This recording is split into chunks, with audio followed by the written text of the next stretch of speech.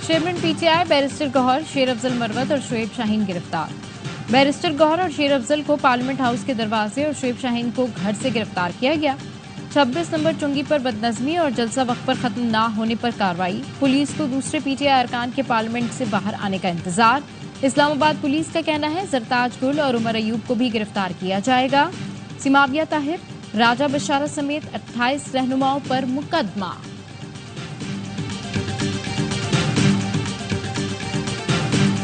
वज़ीर आला खैबर पख्तूनख्वा अली अमीन गंडापुर इस्लामाबाद में मौजूद। खैबर पख्तूनख्वा हाउस इस्लामाबाद की सिक्योरिटी सख्त। तर्जमान केपी हुकूमत बैरिस्टर सैफ कहते हैं वज़ीर आला अली अमीन गंडापुर को गिरफ्तार करने की कोशिशों की इत्तलात हैं, उनसे राब्ता नहीं हो रहा, शाम से नंबर बन जा रहे हैं।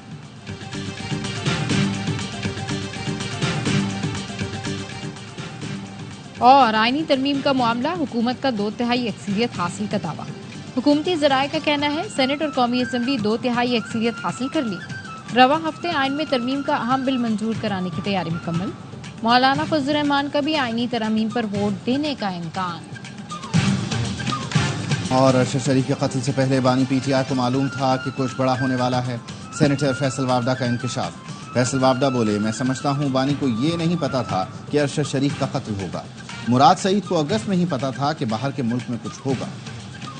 चीफ जस्टिस काजी फाइज ईसा का तौसी लेने से इनकार, कानून भी बन गया तब भी तौसी नहीं लूंगा। चीफ जस्टिस काजी फाइज ईसा की सहाफियों से बातचीत, एक सवाल पर जवाब दिया। वजीर कानून ने कहा था तमाम चीफ जस्टिस की मुद्दत मुलाजमत में तौसी कर रहे हैं। मैंने कहा बाकी तमाम जजों की मुद्दत मुलाजमत में तौसी कर भी दें तब भी मैं कबूल नहीं करूंगा। मुझे तो ये नहीं पता कि कल मैं जिंदा रहूंगा भी या नहीं। जिस मीटिंग में आजम नजीर तारड़ से बात हुई इसमें जस्टिस मंसूर और अटॉर्नी जनरल मौजूद थे, राना सनाउल्लाह नहीं थे। राना सनाउल्लाह साहब को मेरे सामने ले आए। 6 जजेस के खत का मामला समाअत के लिए मुकर्रर क्यों नहीं हो रहा? इस सवाल पर चीफ जस्टिस ने कहा 6 जजेस का खत समाअत के लिए कमेटी को मुकर्रर करना है। जस्टिस मुसर्रत हिलाली की तबीयत खराब थी, बेंच नहीं बन पा रहा था।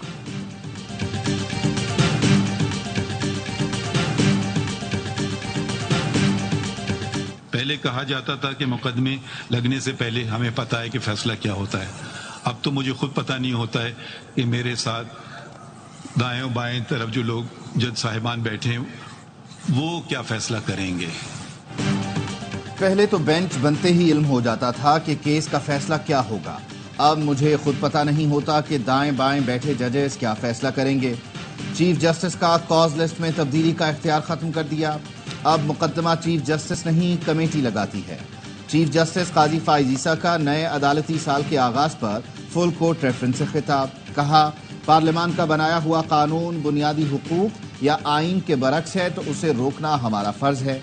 मालूमात तक रसाई हर शहरी का बुनियादी हक है। मफरूजों या जराए से बात करने की जरूरत नहीं, खत लिखें जवाब देंगे। सुप्रीम जुडिशल काउंसिल ने तारीख में पहली बार जज को बरतरफ किया। सुप्रीम कोर्ट ने आइन शिकन को कसूरवार करार दिया।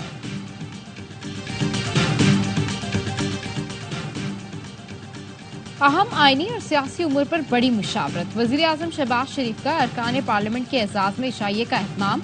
अरकान पार्लियामेंट की वजीर आजम सेक्रेटरिएट आमद। जराए का कहना है वजीर आजम इत्तेहादी जमातों को अहम कानून साजी से मुतालिक एतमाद मिलेंगे। ऐवान सदर में पीपल्स पार्टी के अरकान के लिए इशाइये का एहतमाम। कानूनी माहिरीन बिलावल भुट्टो जरदारी और आसफा भुट्टो भी शिरकत करेंगी। इससे पहले आसफा भुट्टो की जेर सदारत पीपी पार्लिमानी पार्टी का इजलास हुआ। पार्टी अरकान को इजलासों में हाजिरी यकीनी बनाने की हिदायत कर दी गई।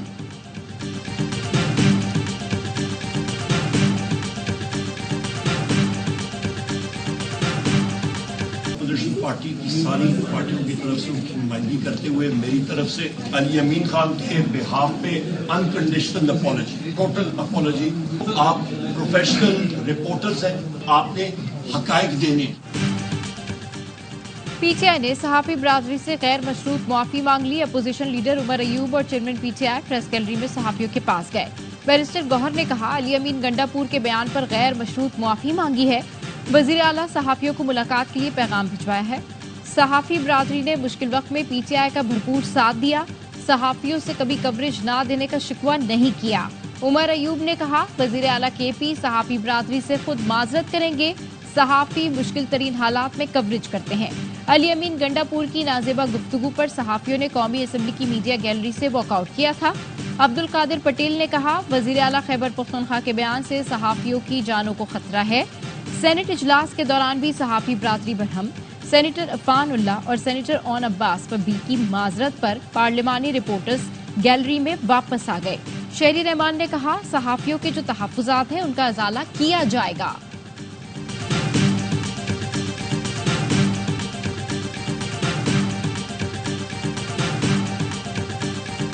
صحافیوں سے متعلق وزیر اعلیٰ کے پی کے تضحیک آمیز ریمارکس کی سخت مذمت۔ کہا، علی امین گنڈاپور نے صحافی برادری بالخصوص خواتین کے خلاف نازیبہ گفتگو کی۔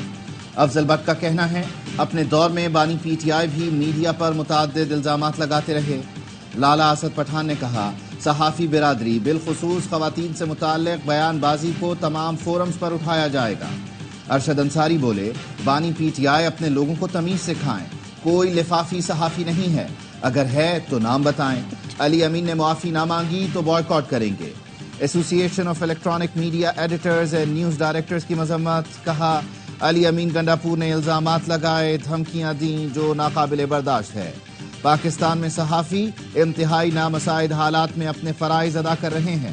صحافیوں کے خلاف ایسی گفتگو پر پی ٹی آئی کو علی امین سے باز پرس اور علی امین گنڈاپور کو صحافی برادری سے معافی مانگنی چاہیے۔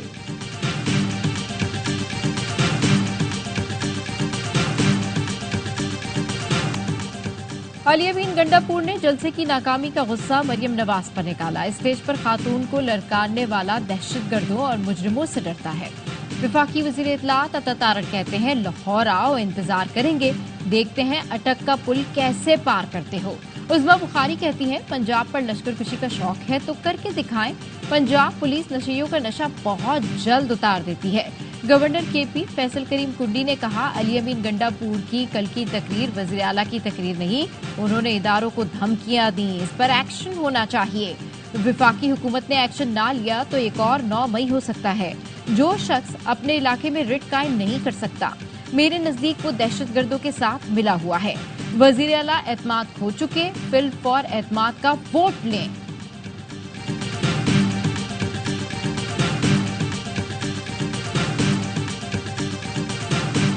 8 فروری کے بعد 8 ستمبر کو بھی عوام نے فیصلہ سنا دیا۔ فسطائی قوانین کے ذریعے عوام کی آواز کو دبایا نہیں جا سکتا۔ بتایا جائے پنجاب اور اسلام آباد کو کیوں بلاک کیا گیا۔ پی ٹی آئی رہنما شبلی فراز کا سینٹ میں خطاب۔ پیپلز پارٹی اور نون لیگ کو خیبر پختونخوا میں جلسے کی دعوت دیتے ہوئے کہا، اپنی مرضی کی جگہ پر جلسہ کریں، تگڑے بنیں۔ پیپلز پارٹی اور مسلم لیگ جلسہ کرے، 10 لوگ بھی نہیں آئیں گے۔ سینیٹر عرفان صدیقی نے جواب دیا، شہر میں رہنے والوں کے بھی حقوق ہیں، اسلام آباد میں جانور نہیں رہتے کہ انہیں گھروں میں بند کر دیا جائے۔ امریکہ اور برطانیہ میں بھی جلسے جلوسوں سے متعلق قوانین موجود ہیں۔ شبلی فراز بولے، حکومت کی پوری توجہ بانی پی ٹی آئی کے مقدمات پر ہے۔ وزیر خزانہ بتائیں، ٹیکس کا ہدف کیوں پورا نہیں ہو رہا؟ آپ کی حکومت کے پاس قرضہ لینے کی صلاحیت تک نہیں۔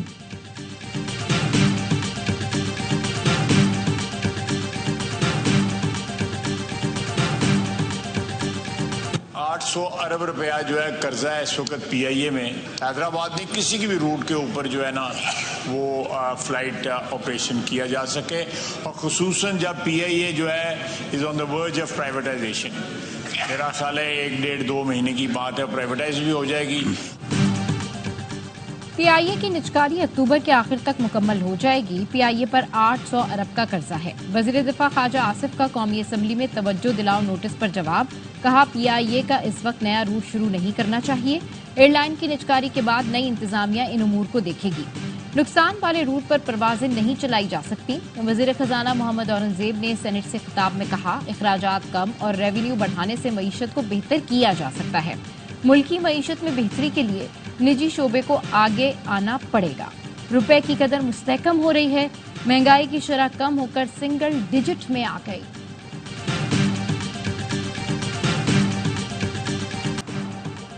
نیب ترامیم کی بحالی، بانی پی ٹی آئی کے خلاف توشہ خانہ 2 ریفرنس نیب سے واپس۔ عدالت نے کیس اسپیشل جج سینٹرل کی عدالت منتقل کر دیا۔ مقدمہ کل اسپیشل جج سینٹرل کی عدالت میں مقرر کرنے کا حکم۔ تمام ریکارڈ بھی متعلقہ عدالت منتقل کرنے کی ہدایت۔ بانی پی ٹی آئی اور بشرا بی بی کی درخواست ضمانت پر احتساب عدالت میں سماعت۔ جج نے ریمارکس دیے، نیب ترامیم کے بعد کیس ایف آئی اے کا بنتا ہے۔ اس کیس میں نیب کا دائرہ اختیار ختم ہو گیا۔ درخواست ضمانت پر اسپیشل جج سینٹرل ہی سماعت کریں گے۔ ضمانت بعد از گرفتاری درخواستوں پر بھی اسپیشل جج سینٹرل کی عدالت ہی فیصلہ کرے گی۔ احتساب عدالت نے تحریری فیصلہ جاری کر دیا۔ ایک سیاسی جماعت ملک مخالف ایجنڈے پر عمل پیرا ہے۔ نئے انکشافات نے تحریک انصاف کے ایجنڈے بے نقاب کر دیے۔ رؤف حسن کے واٹس ایپ گروپ کے میسیجز منظر عام پر آ چکے ہیں۔ ترجمان برائے قانونی امور بیرسٹر عقیل ملک کہتے ہیں، رؤف حسن خود قبول کر رہے ہیں کہ لوگوں کو انتشار پھیلانے کے لیے اکسا رہے ہیں۔ اس گفتگو سے کیا سمجھا جائے؟ کیا آپ دوبارہ 9 مئی کرنا چاہتے ہیں؟ قومی سلامتی کے اداروں کے خلاف استعمال کی گئی زبان قابل مذمت ہے۔ مذموم مقاصد کے لیے ملکی مفادات کے خلاف ایجنڈے کو پروان چڑھایا گیا۔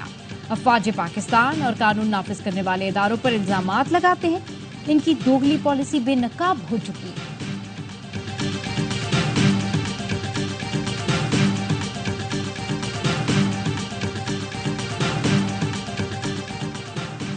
وفاقی دارالحکومت اسلام آباد میں گینگ وار جیسے واقعات۔ نجی ٹاور انتظامیہ اور شہزاد ستی گروپ میں فائرنگ کی فوٹیج سامنے آ گئی۔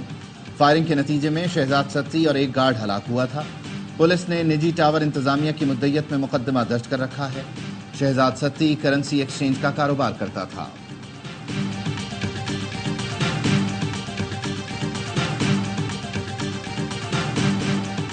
کراچی کی نئی سبزی منڈی میں بینک کے سامنے سیوریج لائن میں دھماکہ، ایک شخص زخمی، متعدد گاڑیوں اور موٹر سائیکلوں کو نقصان پہنچا۔ اطراف کی دکانوں اور عمارتوں کے شیشے بھی ٹوٹ گئے۔ سائٹ سپر ہائی وے انڈسٹریل ایریا میں زیر تعمیر فیکٹری میں بوائلر پھٹ گیا، 4 افراد زخمی ہو گئے۔ وفاقی اور صوبائی حکومت کراچی کو اون نہیں کر رہی۔ ایم کیو ایم نے کراچی کا کوئی پولنگ اسٹیشن نہیں جیتا، لیکن اسے قومی اور صوبائی اسمبلی کی نشستیں دے دی گئیں۔ پی پی کا میئر کراچی پر مسلط کر دیا گیا۔ سندھ سرکار پھر بھی شہر قائد کو کچھ دینے کو تیار نہیں۔ امیر جماعت اسلامی حافظ نعیم الرحمان کی پریس کانفرنس، بولے 66 ارب کے پروجیکٹس میں کرپشن ہے، بلدیاتی اداروں میں کوئی اختیار نہیں، کچرا اٹھانا بلدیاتی اداروں کا کام ہے، یہ بھی صوبائی حکومت نے اپنے پاس رکھی ہوئی ہے۔ کراچی کی بڑی آبادی پانی سے محروم ہے، ذمہ دار پی پی اور ایم کیو ایم ہے۔ ترجمان ایم کیو ایم کا کہنا ہے، حافظ نعیم نے بلدیاتی انتخابات پر پی پی سے مل کر کراچی کا سودا کیا۔ ایم کیو ایم کے میئر پر اختیارات کا رونے کا الزام لگانے والے حافظ نعیم آج خود رو رہے ہیں۔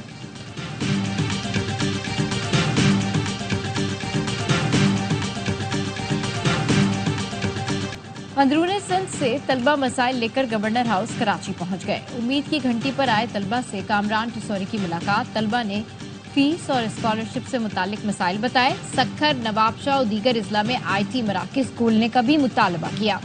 گورنر نے متعلقہ حکام کو مسائل حل کرنے کی ہدایت کی، کہا سندھ کے دیگر اضلاع میں جلد آئی ٹی مراکز کھولنے جا رہے ہیں۔ اسلام آباد سے لاپتہ نوجوان فیضان عثمان گھر پہنچ گیا۔ فیضان کے والد نے بیٹے کی واپسی کی ٹویٹ کر دی۔ اسلام آباد ہائی کورٹ نے 11 ستمبر تک آئی جی کو فیضان عثمان کی بازیابی کی مہلت دی تھی۔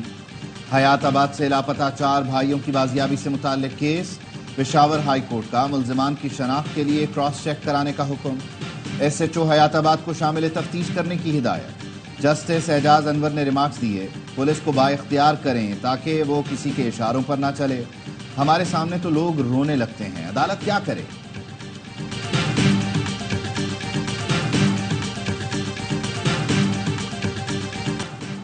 ملتان میں نون لیگ کے رکن صوبائی اسمبلی رانا عبد المنان ساجد کو گرفتار کر لیا گیا۔ ملتان ہائی کورٹ بینچ نے عبوری ضمانت خارج کی تھی۔ وکیل کے مطابق اسسٹنٹ کمشنر جوتوئی باردانہ کی تقسیم میں گھپلے کر رہے تھے۔ آواز اٹھانے پر اسسٹنٹ کمشنر نے مقدمہ درج کرایا تھا۔ ملک بھر کے 115 اضلاع میں انسداد پولیو مہم کا آغاز، 3 کروڑ سے زائد بچوں کو پولیو سے بچاؤ کے قطرے پلائے جائیں گے۔ خصوصی انسداد پولیو مہم 15 ستمبر تک جاری رہے گی۔ وزیر اعلیٰ پنجاب مریم نواز کہتی ہیں، صوبے کے 14 اضلاع میں پولیو ویکسینیشن کی کامیابی کے لیے مربوط کوششیں کی جائیں۔ خلوص نیت سے کام کرنے والا ہر پولیو ورکر۔ کوئی کشمیری بھارتی انتخابات کو نہیں مانتا، مقبوضہ کشمیر میں ڈھونگ انتخابات بھارت کا ٹوپی ڈرامہ ہے۔ حریت رہنما یاسین ملک کی اہلیہ مشال ملک کہتی ہیں، مقبوضہ کشمیر میں بھارتی شہریوں کو لا کر بسایا جا رہا ہے، بھارت کے ساتھ کوئی مذاکرات نہیں ہو سکتے، بے گناہ کشمیری بھارت کے عقوبت خانوں میں ہیں، یاسین ملک کا کیس بین الاقوامی سطح پر اجاگر کرنے کی ضرورت ہے۔ مقبوضہ کشمیر میں بھارتی ریاستی دہشت گردی جاری، قابض فوج نے ضلع راجوری میں مزید 2 نوجوانوں کو شہید کر دیا۔ فورسز نے گھر گھر تلاشی کی آڑ میں ضلع بھر کا محاصرہ کر رکھا ہے، بے گناہ نوجوانوں کی شہادت کے باوجود آپریشن جاری ہے۔ اسرائیل کا شام میں فوجی مراکز پر فضائی حملہ، 16 افراد جاں بحق، 43 زخمی۔ غیر ملکی میڈیا کے مطابق شامی فضائیہ نے متعدد میزائلوں کو مار گرایا۔ صہیونی فوج کی غزہ اور مغربی کنارے میں بھی دہشت گردی جاری، 24 گھنٹے میں مزید 16 فلسطینی شہید ہو گئے۔ ریاض میں خلیج تعاون کونسل کے اجلاس میں غزہ کی صورتحال پر بحث، روسی وزیر خارجہ بھی شریک ہوئے۔ سرگئی لاروف نے کہا، غزہ میں خون ریزی رکوانے میں عالمی برادری ناکام رہی، مشرق وسطیٰ جنگ کے دہانے پر کھڑا ہے، ہماری مشترکہ ذمہ داری ہے کہ ہم اسے پھیلنے سے روکیں۔ کنٹرول ڈیوائس کا کارنامہ، امریکہ میں متروک عمارت صرف 15 سیکنڈ میں ریزہ ہو کر زمیں بوس ہو گئی۔ لوزیانہ میں 21 منزلہ ہٹن سٹار کو 2020 میں سمندری طوفان ڈیلٹا سے نقصان پہنچا تھا، جسے دھماکہ خیز مواد سے اڑا دیا گیا۔ حیرت انگیز منظر کو کیمرے میں محفوظ کرنے لوگوں کی بڑی تعداد پہنچی۔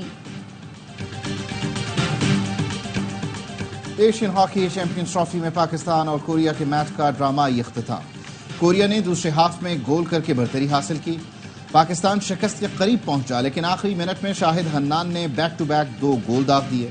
میچ ختم ہونے سے چند سیکنڈ پہلے کوریا نے گیند جال میں پہنچا کر میچ برابر کر دیا۔ پاکستان کا ملیشیا سے بھی میچ 2-2 گول سے برابر رہا تھا۔ اگلا مقابلہ جاپان سے بدھ کو ہوگا۔ پاکستان کے سپر سٹار بابر اعظم کے لاکھوں پرستار پریکٹس کے لیے ٹیم اسٹالینز کی اقبال اسٹیڈیم آمد، فینس پرجوش، شائقین نے بابر اعظم کے حق میں نعرے لگائے۔ اسٹالینز کے کھلاڑیوں نے بھرپور پریکٹس کی۔ اسٹالینز کے کپتان محمد حارث دھاگ بچانے کے لیے پرعزم، کہتے ہیں ڈومیسٹک میں اسٹالینز کی جیت کی روایت برقرار رکھنے کی کوشش کریں گے۔ چیمپئنز ون ڈے کپ کا آغاز جمعرات سے ہوگا۔ اسٹالینز کی ٹیم جمعے کو لائنز کے خلاف میدان میں اترے گی۔ برطانیہ میں ہونے والی لانگ رینج شوٹنگ چیمپئن شپ میں پاکستانی نشانے باز 11 میڈل جیت گئے۔ قومی شوٹرز نے 3 گولڈ، 4 سلور اور 4 برونز میڈل حاصل کیے۔ جنید خٹک اور احمد جاوید نے گولڈ میڈل پر نشانہ لگایا۔ FTR کیٹیگری میں بھی پاکستانی شوٹرز نے کئی انعامات اپنے نام کیے۔ انفرادی مقابلوں میں ٹاپ 10 میں سے 3 پوزیشن پر پاکستانی نشانے بازوں نے قبضہ جمایا۔ چیمپئن شپ میں 18 ملکوں کے 160 کے قریب شوٹر شریک ہوئے۔ پاکستان سے 18 نشانے بازوں نے مقابلے میں حصہ لیا۔